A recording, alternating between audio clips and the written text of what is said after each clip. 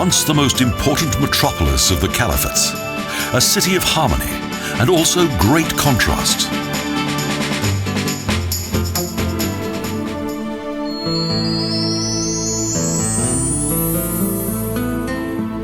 The Ponte Romana extends across the Gudalquivir and leads to the Old Town. With its 16 arches, the Roman bridge that spans the river is one of the city's main landmarks.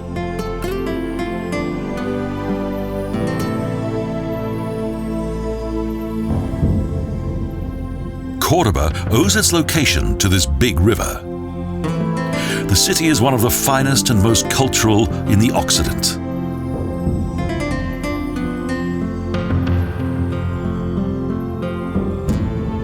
Córdoba is a city in which the history of the Caliphs, Romans, Jews and Christians is still very much alive.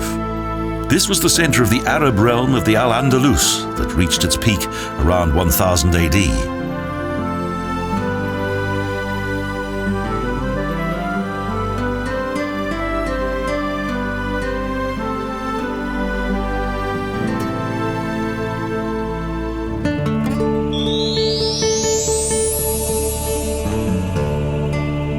The city's most important building is the Mezquita Catedral in the center of the Old Town. It's undoubtedly the most splendid mosque of Moorish Islamic origin on the Iberian Peninsula.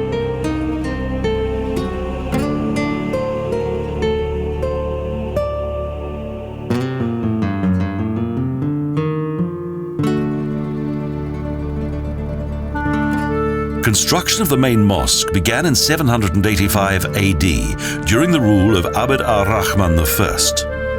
It was an enormous project.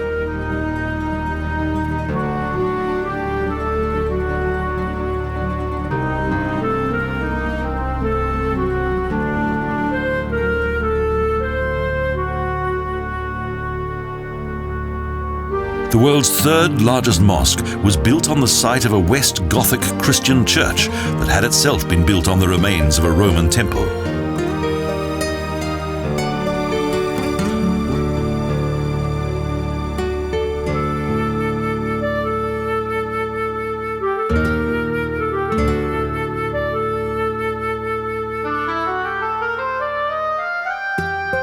A variety of materials was used, and Roman and West Gothic columns, pedestals, and capitals of various sizes and designs were employed.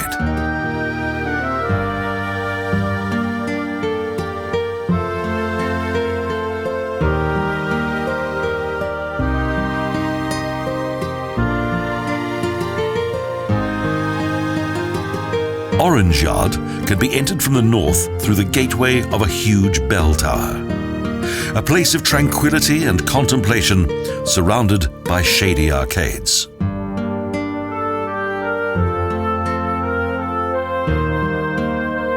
With each extension, the mosque became ever more splendid and impressive.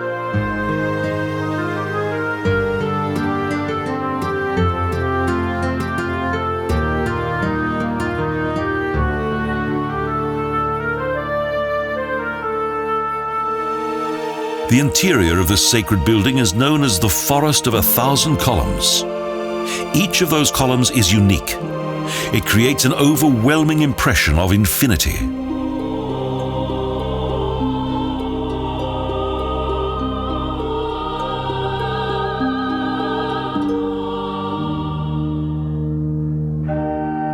After the Christian conquest, a cathedral was erected within the mosque's prayer hall that looks somewhat incongruous among the Islamic architecture.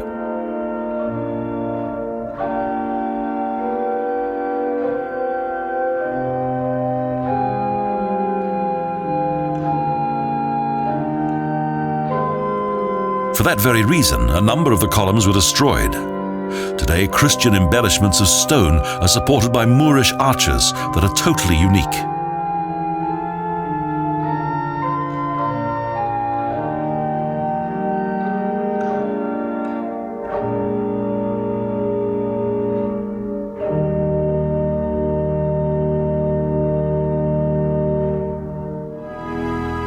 Right up until today, nobody has dared to remove the result of this architectural misdeed. So originated the name Mezquita Catedral.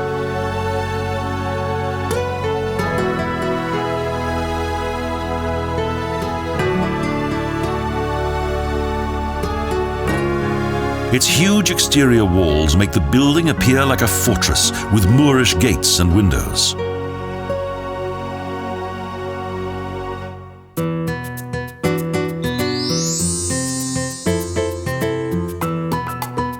Gudalquivir is the name of the former Jewish quarter whose labyrinth-like complex of alleys extends around the mosque.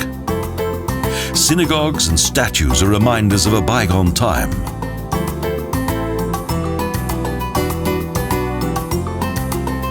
During the time of the Caliphates in the middle of the 10th century, many Jews moved to Córdoba and settled in the streets around Mezquita. There, religious tolerance was observed.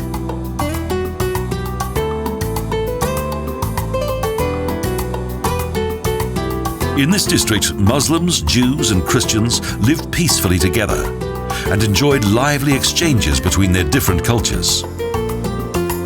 This was during a time when the city's commerce and art were at their zenith. Small, attractive courtyards exude peace and tranquility, and the scent of flowers and blossom invades the senses.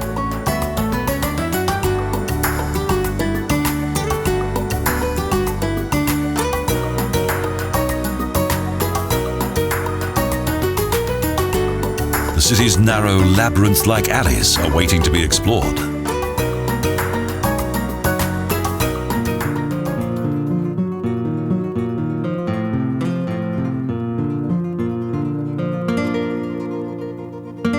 This district contains the remains of the walls of a Christian monastery.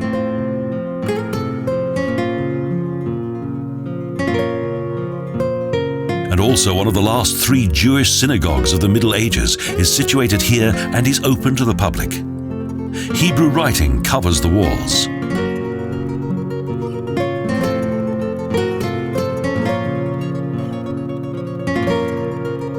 Various statues are reminders of the Jewish scholars Maimonides and Seneca.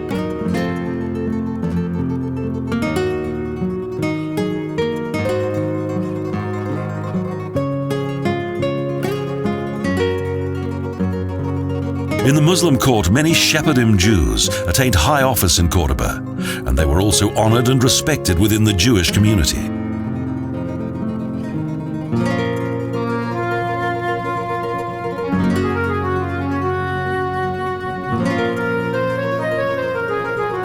Under Christian rule, the period of religious tolerance ended in the 14th century, and in 1492 the Jews were finally driven from the city.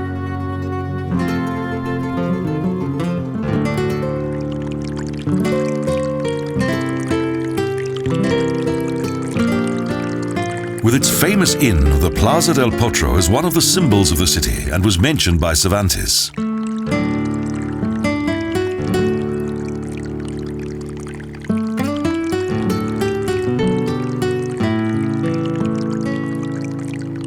During the Middle Ages, cattle markets were held in the village square, and Don Quixote rested here during his travels.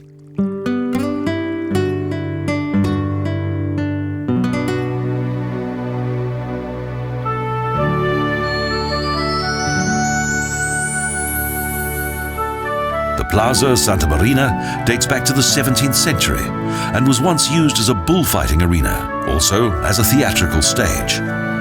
Today, it's frequently used as a marketplace.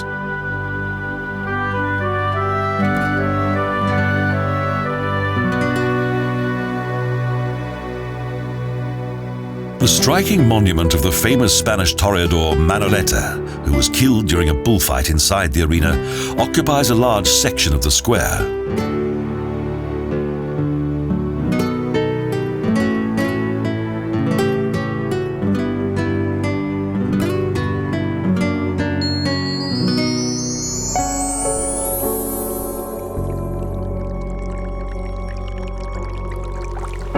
The Museo Archeologico is housed within a palace and contains a considerable collection of early Christian, Roman, West Gothic, and most notably Islamic discoveries.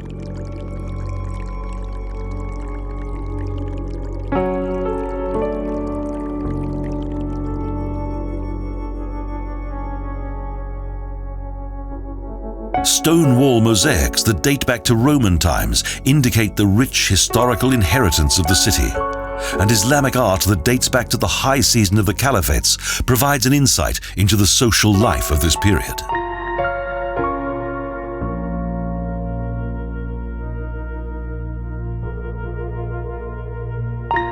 At the heart of the collection is the Moorish section, with its numerous treasures that came from the old palace city of Medinat al-Zahra.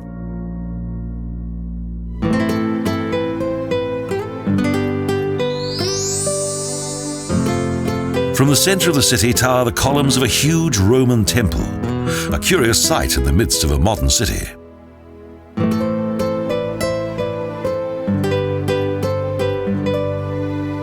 The Ayuntamiento is one of the last remaining buildings of that golden era.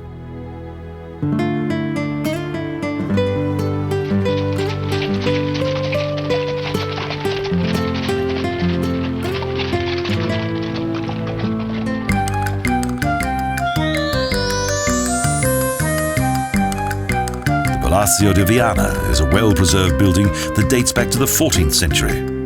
With 17 courtyards and a rich array of colorful Andalusian flowers.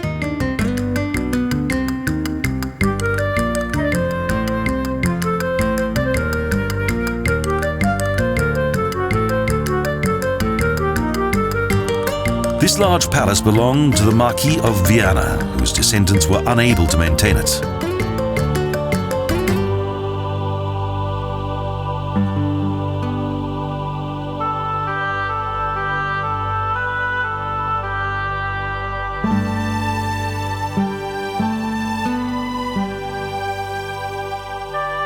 Consequently, they offered it to a publishing company, and finally a Córdoba bank saved the property and in 1980 opened it to the public.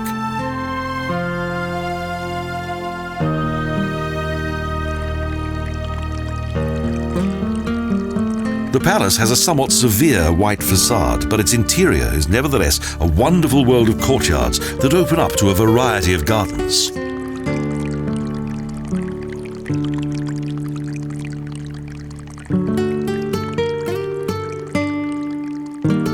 Numerous buildings are grouped around the courtyards, a paragon of a noble residence that has developed over the centuries.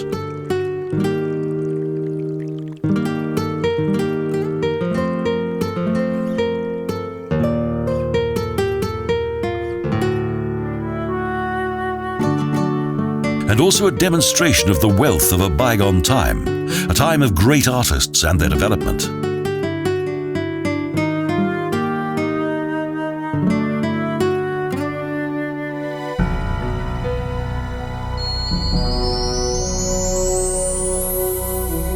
Mighty walls surround the Medina. Some of its old gates have survived, such as the Puerta De Almodovar that leads into the Jewish quarter.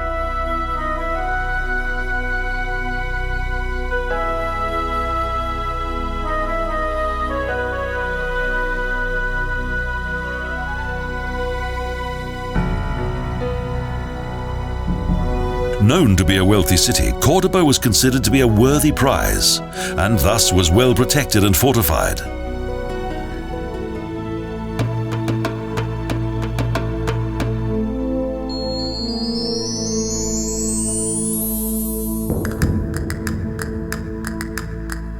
This mighty fortification complex served as a residence for the Catholic monarchy.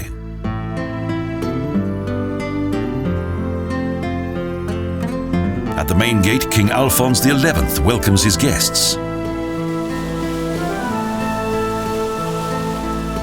In the 14th century, King Alphonse built this Alcazar with its huge park, following Ferdinand the Holy's termination of 5 centuries of Arabian rule.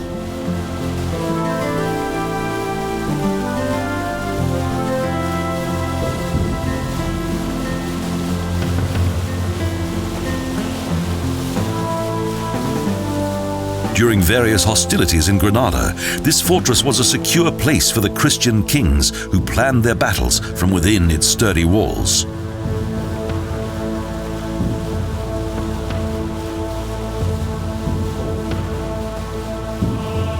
The park contains statues that are reminders of various great events of Spanish history, and Queen Isabel and King Ferdinand stand close to Christopher Columbus, who discovered America for the Spanish crown.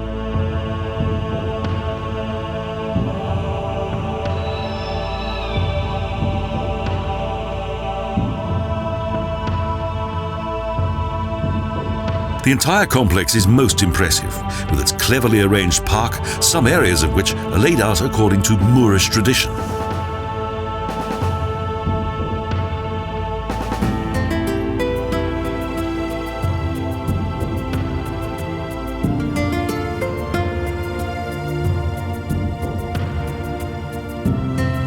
Subsequent sections of the park have been created as contemporary gardens with fountains, statues and espaliers that give an added impression of Baroque character.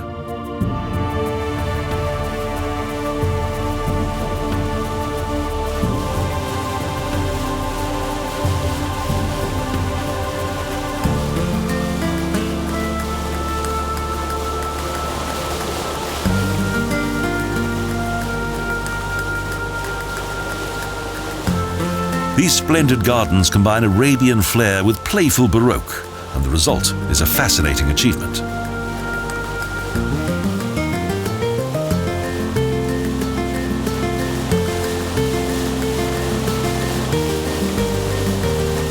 Water is in abundance, and the constant sound of the water features seems to unite with the spirit of flamenco.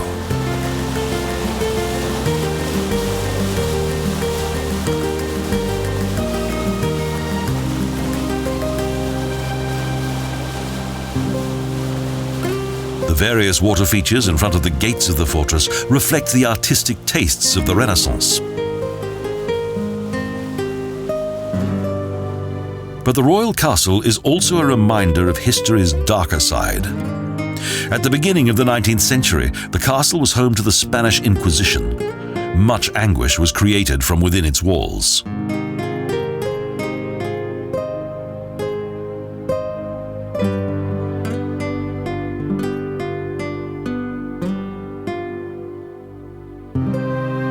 The castle also contains many furnishings and fittings that date back to Roman times, and also some rather unusual royal baths that were not the norm for a Christian palace of that period, and which were based again on Moorish design.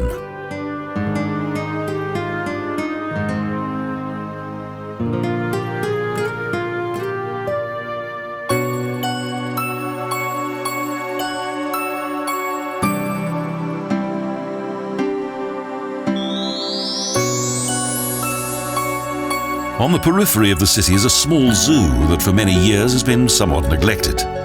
But today, much effort is being made to improve the zoological garden.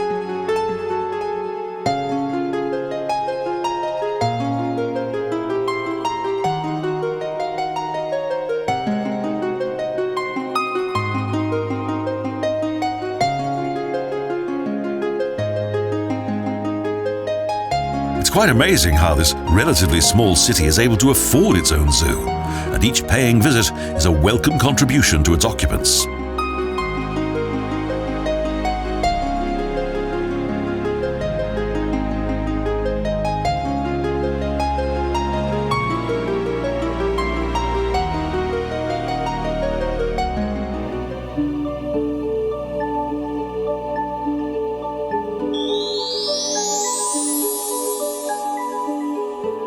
Directly opposite the zoo is the Jardin Botanico, an interesting area that contains a large variety of flowers and plants.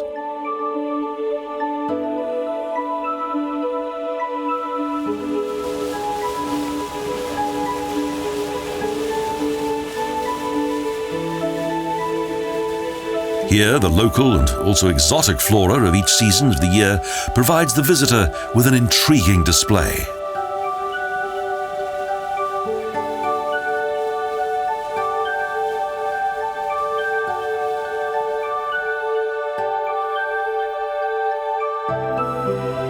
There's also a gardening school, and an assortment of plants and flower beds provide a good insight into botanical life.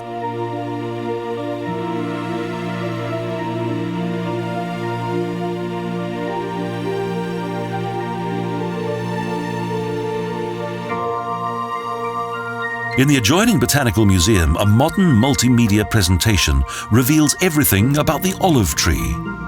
In this region, the olive is still enjoyed by one and all.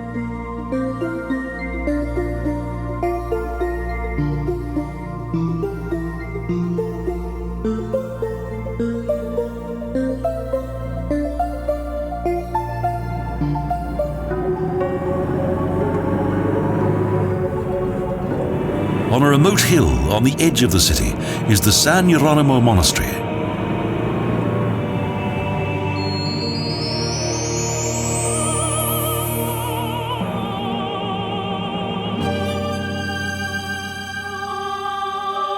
It was here that the region's monks retreated to follow their Christian faith, far removed from the outside world.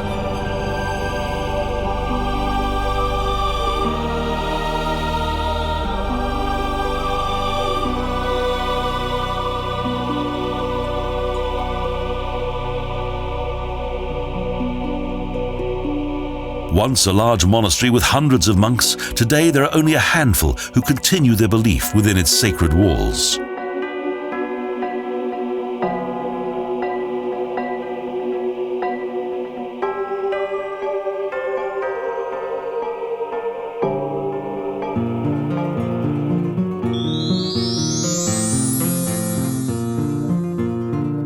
Some kilometers further west, and close to the Sierra Morena mountain range, is the Medinat al-Zahra, the ancient palace city of the Caliphs.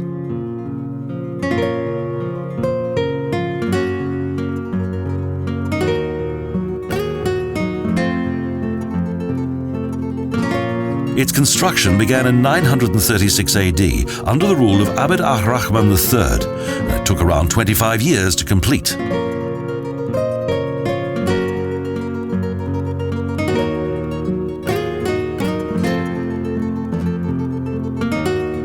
This was a place of fine mosques and magnificent Moorish gardens. In those days, this was a project of the superlative.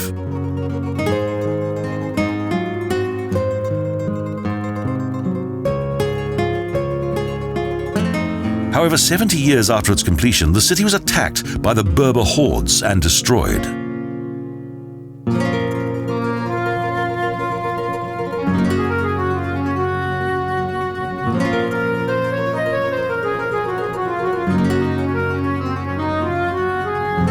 Later, the Almoravides and the Almohades plundered the area for their own buildings and thus accelerated the decline of this extraordinary complex.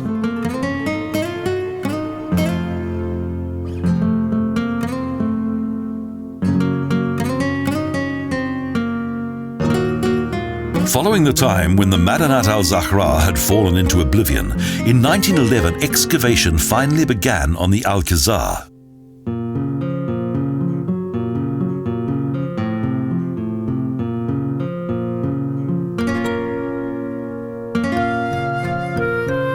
Most noteworthy is a building whose magnificent main hall, the salon, and horseshoe arches has nearly reached its final stage of reconstruction.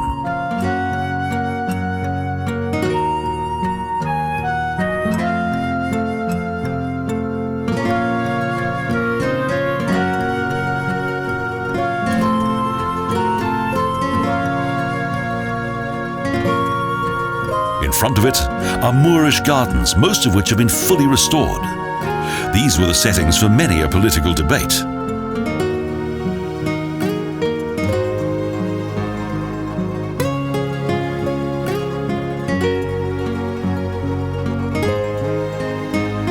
An army of servants was engaged to care for the palace city, which the Caliph named after his favorite wife, Zahra.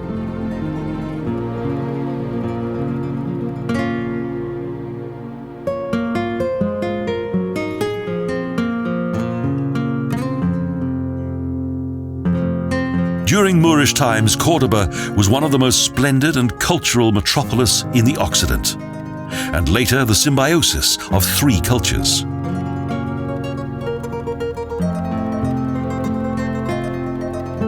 A combination of the Arabic, Jewish and Christian worlds, Córdoba, the city on the big river, the Pearl of Andalusia.